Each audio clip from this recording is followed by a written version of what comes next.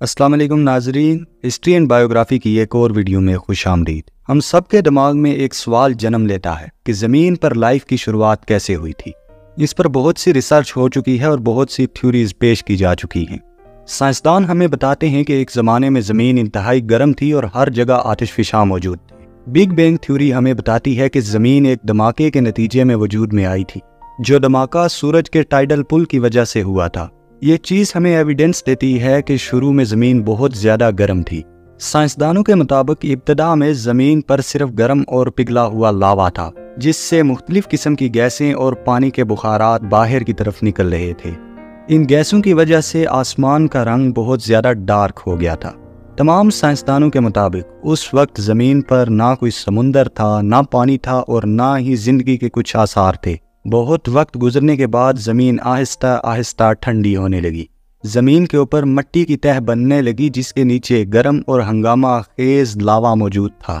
चंद 100 million साल गुजरने के बाद ज़मीन की बैरूनी तह ठंडी होने लगी। ठंडी होने के साथ साथ ज़मीन के ऊपर मिट्टी की तह मोटी हो गई। जो आतिशफ़िशां लावा पहले हर जगह पर मौजूद था, अब वो बाज़ जगहों तक महदूद हो गया था। पानी के जो कतरे लावा से इवेपोरेट हुए थे, अब वो बारिश की शक्ल में ज़मीन पर बरसने लगे। इसके बाद साइंसदान बयान करते हैं कि ज़मीन पर अचानक ज़िंदगी का आगाज़ हुआ और प्रोक्रियाटिक लाइफ ने ज़मीन पर जन्म लिया। ये तरक्की कब और कैसे हुई, जानेंगे हम आज की इस वीडियो में। नाज़रीन कराम, इस मौजू पर साइंसदानों ने जो भी रिसर्च की थी वो हक़ाइक़ के बजाय नज़रियात पर मबनी थी। साइंसदानों का मानना है कि आज ज़मीन पर मौजूद तमाम जिंदा चीज़ें एक ही एंसेस्टर से बनी हैं। इनके मुताबिक सबसे पहले प्रोक्रियाटिक लाइफ ने ज़मीन पर जन्म लिया और फिर वक्त के साथ साथ उनमें एवोल्यूशन होकर ज़मीन पर मौजूद तमाम स्पीशीज़ वजूद में आईं। इसके बाद 2 साइंसदानों ने इस टॉपिक पर काम किया। उनके नाम हैं चार्ल्स डार्विन और A.R. वालेस, जिन्होंने एक दूसरे से अलग होकर काम किया, लेकिन इन दोनों का टॉपिक सेम था। चार्ल्स डार्विन ने थ्योरी ऑफ एवोल्यूशन पेश की, जिसमें ये बात शामिल थी कि ज़मीन पर मौजूद तमाम स्पीशीज एक ही कॉमन एंसेस्टर रखती हैं। इसने इकट्ठा किया पौधों के और एनिमल्स के कुछ सैंपल्स को और फिर उनको आपस में मिलाया कि इन दोनों में बहुत सारी चीज़ें कॉमन हैं, जो इस बात की तरफ इशारा करती हैं कि इन दोनों का ओरिजिन सेम है। Theory of evolution scientific community के लिए एक बहुत बड़ा मसला बन चुकी थी, इतना के बगैर किसी बारीक तफसीलात के तमाम ही थ्योरीज को कबूल कर लिया गया, जो ये बयान करती थी कि एनिमल्स और प्लांट्स के एंसेस्टर सेम हैं। इनके मुताबिक इस आर्ग्यूमेंट का फैसला बाद में किया जा सकता है, लेकिन सबसे पहले ये पता लगाना ज़रूरी है कि ज़मीन पर सबसे पहला जानदार कौन सा था। ये एक बहुत मुश्किल सवाल बन चुका था और इस सवाल का जवाब देने के लिए बहुत से नज़रियात पेश किए गए। यहाँ पर एक बड़ी आर्गूमेंट ने जन्म लिया। कुछ साइंसदानों का ये मानना था कि ज़मीन पर लाइफ की शुरुआत एक आम से तरीके से हुई और कुछ माहिरीन अपने अपने मज़हब को पेश नज़र रखते हुए इसकी मुख्तलिफ तशरीहात देने लगे। बहुत से साइंसदानों ने इन तमाम तशरीहात को नाकाबिल यकीन और अजीबो गरीब समझ कर मुस्तरद कर दिया।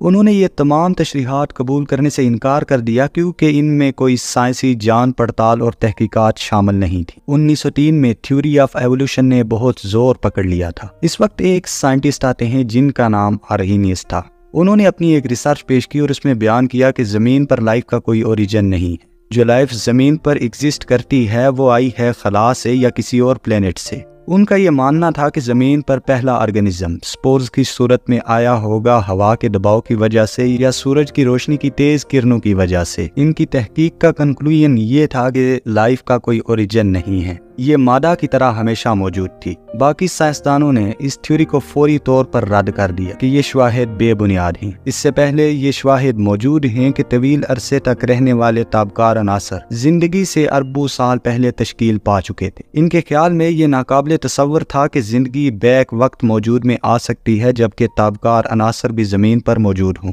इसके बाद एक चौथा मफरूज़ा आता है कि ज़मीन पर पहला जानदार किसी गैर नामियाती मादे से एक नामुमकिन वाक़े से पैदा हुआ हो। इस नज़रिए को इस बुनियाद पर मुस्तरद कर दिया गया कि ऐसे जानदार को गैर नामियाती माहौल से बढ़ने के लिए कार्बन डाइऑक्साइड, पानी और कुछ और कंपोनेंट्स की ज़रूरत होगी, जिससे उसे अपनी ज़िंदगी की तरतीब देना होगी। साइंसदानों ने इस नज़रिए को मुस्तरद कर दिया क्योंकि आम से आम बैक्टीरिया भी नहायत ही पेचीदा था और किसी भी लिविंग ऑर्गेनिज्म का बहुत ज़्यादा हाई टेम्परेचर में में और तमाम कंपोनेंट्स की डेफिशिएंसी में ग्रो करना बहुत ज़्यादा मुश्किल होगा। 1920 में एक और नज़रिया पेश किया गया जिसे बहुत ज़्यादा साइंसदानों ने काबिल फ़हम समझा। वो नज़रिया ये था कि ज़िंदगी कदीम ज़मीन के समुद्रों में बेसाख्ता पैदा हुई थी। इसी दौरान एक दूसरे से आज़ादाना तौर पर काम करने वाले दो साइंसदान, रूस से अलेक्जेंडर हॉर्पिन और बरतानिया से JBS हाल्डन सामने आए। हाल्डन ने आतिशफिशां से पैदा होने वाली जोरदार शाओं और बिजली पर गौर किया और ये नतीजा अख्ज़ किया कि इन हालात में नामियाती कार्बन डाइऑक्साइड मालिक्यूल्स आसानी से पैदा हो सकते हैं। अपनी एक जैसी नौइयत की वजह से ये मालिक्यूल मुख्तलिफ जगहों पर जमा हो गए और ज़मीन के कदीम समुद्रों ने इस कार्बन डाइऑक्साइड को इस्तेमाल किया न्यूट्रिएंट्स के तौर पर, जिससे लाइफ ने जन्म लिया ज़मीन पर। इन्होंने ये हाइपोथेसिस पेश किया कि इब्तिदा में लाइफ एक बुलबुले की शक्ल में हुई होगी जो समुंदर की तह के ऊपर तैरती होगी। वक्त के साथ साथ इसने बहुत से और कंपोनेंट्स इकट्ठे किए और एक ढांचे की शक्ल अख्तियार कर ली जो कि जानदार था।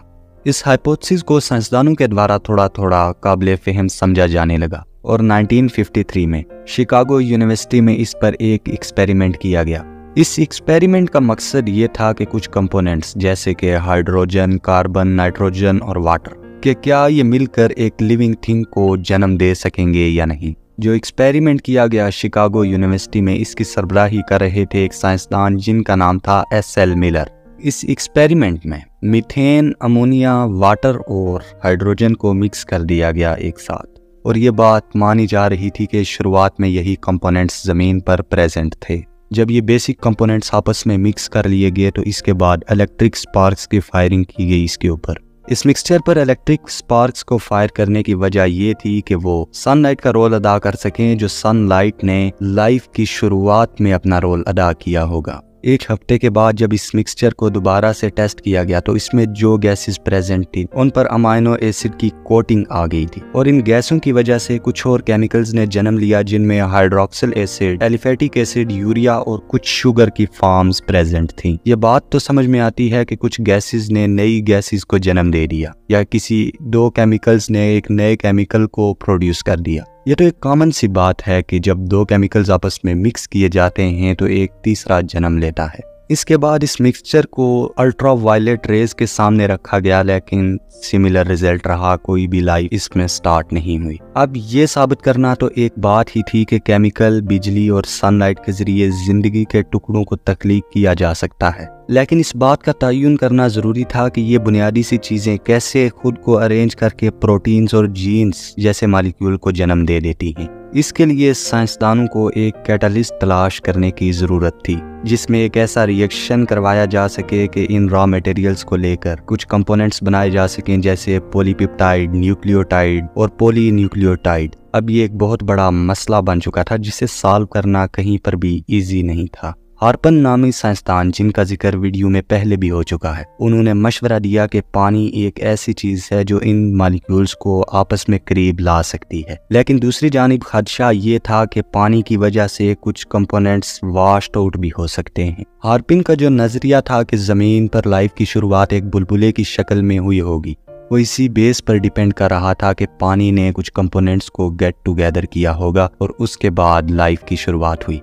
लेकिन फ़र्ज़ करें कि अगर ज़मीन पर लाइफ की शुरुआत ऐसे ही हुई तो वो बुलबुला बहुत ज़्यादा गीला हुआ होगा या पानी के बहाव की वजह से बह क्यों नहीं गया। इसका एक सलूशन ढूंढा जो था एवेपोरेशन, कि शायद कि एवेपोरेशन की वजह से पानी खुश्क हो गया हो उस बुलबुले से और उसने अपने लाइफ स्पेन को कंटिन्यू करना शुरू कर लिया हो। 1940 में एक और ब्रिटिश साइंसदान आते हैं जिनका नाम होता है J.D. बर्नल। उन्होंने ये बात अखज़ की कि कुछ ऑर्गेनिक कंपाउंड्स हैं जो पानी की निस्बत तेज़ी से एवेपोरेट कर सकते हैं। इन्होंने मिट्टी के इस्तेमाल की तजवीज़ पेश की और इस एक्सपेरिमेंट के लिए वो मिट्टी ली गई कि जो समुंदर के साहिलों के करीब पाई जाती है, जिसमें बहुत ज़्यादा ऑर्गेनिक कंपोनेंट्स जैसे कि सिलिकेट्स वगैरह प्रेजेंट्स होते हैं। मिट्टी की शीट्स बनाई गई और उनके दरमियान इतनी क्लियरेंस रखी गई कि जिसमें से हवा और पानी दोनों सर्कुलेट कर सकें। इन शीट्स के दरमियान पॉजिटिव और नेगेटिव चार्ज को नोट किया गया। लेबॉरेटरी एक्सपेरिमेंट्स थोड़े ज़्यादा हुए तो पता ये चला कि मिट्टी की तह में यानी कि क्ले शीट में ये खूबी है कि वो ऑर्गेनिक मॉलिक्यूल्स को कंसंट्रेट करती है। जैसे ही पानी इनसे एवेपोरेट होता है तो ये दूसरे कंपोनेंट्स के साथ अपना लिंक बना लेती हैं और क्ले शेल्टर भी फराहम कर सकती है न्यूली फॉर्म्ड कंपोनेंट्स को अल्ट्रावायलेट रेज और सम अदर सोलर रेडिएशन से। प्रोटीन और न्यूक्लिक एसिड ऐसे मॉलिक्यूल्स हैं जो कि लाइफ के बिल्डिंग ब्लॉक्स हैं। ये दोनों ही स्मॉलर कंपाउंड्स से मिलकर बने होते हैं, जैसे कि प्रोटीन का एक ग्रुप कंबाइन करता है अमाइनो एसिड की फॉर्मेशन में और न्यूक्लिक एसिड बनते हैं न्यूक्लियोटाइड्स के मिलने की वजह से, जो कि खुद भी कार्बन और नाइट्रोजन के कंपाउंड्स हैं। साइंसदानों के द्वारा ये बात नोट की गई कि डीऑक्सीराइबोन्यूक्लिक एसिड यानी कि डीएनए लाइफ का बुनियादी यूनिट है। डीएनए में मौजूद कोडिंग और सीक्वेंस को देखने के बाद ये बात कहना बिल्कुल बेबुनियाद थी कि ज़मीन पर लाइफ की शुरुआत एक ऑर्डिनरी वे में हो गई। एक स्मॉल वायरस से लेकर ह्यूमन बीइंग तक और इससे बड़े बड़े जानदारों में एक खास सीक्वेंस से अलग अलग जीन्स कैसे आ गई और हर ऑर्गेनिज्म में अलग अलग कैरेक्टरिस्टिक्स पाई जाना, ये कैसे मुमकिन है कि सब कुछ ऑर्डिनरी वे में हो गया हो। जब एक आम इंसान इन तमाम सवालों को सुनता है तो वो जवाब देता है कि खुदा ही है जो ये सब कुछ कर रहा है। इन तमाम सवालों के जवाब कोई भी साइंसदान आज तक नहीं दे सका। उनकी जो भी तहकीकात हैं वो थ्योरीज और हाइपोथेसिस पे बेस कर रही हैं। ओरिजिन ऑफ लाइफ के टॉपिक पर तमाम ही रिसर्च नजरियात पर मबनी है हकाइक के बजाय, यानी कि फैक्ट्स को निगलेक्ट किया गया है इन तमाम रिसर्चेज में।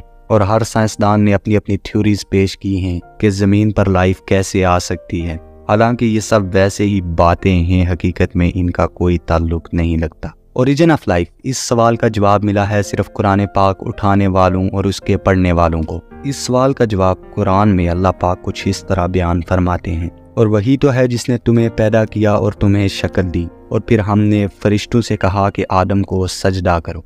कुरान पाक में अल्लाह पाक इरशाद फरमाते हैं कि हमने इंसान को मिट्टी से पैदा किया, और फिर अल्लाह पाक ने फरमाया कि मैंने इंसानों और जिन्नों को अपनी इबादत के लिए पैदा किया है। एक मुसलमान के पास ठोस दलीलें हैं कि वो ये कह सकता है कि ये साइंसदान जो कह रहे हैं झूठ बोल रहे हैं। दरअसल ये एक प्रोपागंडा बनाया जा रहा है जिसके ज़रिए इंसानों को अल्लाह के रास्ते से गुमराह किया जा रहा है। जब तक साइंसदान इसे मुकम्मल तौर पर साबित नहीं कर सकते, इस पर यकीन करना नामुमकिन है। ये बात कहना कि इंसानों के एंसेस्टर कुछ और हैं या प्रोकैरियोट्स और माइक्रो ऑर्गेनिज्म हैं, तो ये एक सरासर गलत और झूठ बात होगी, क्योंकि कुरान करीम में अल्लाह पाक ने वाज़े तौर पर इंसान की पैदाइश के अमल को बयान कर दिया है।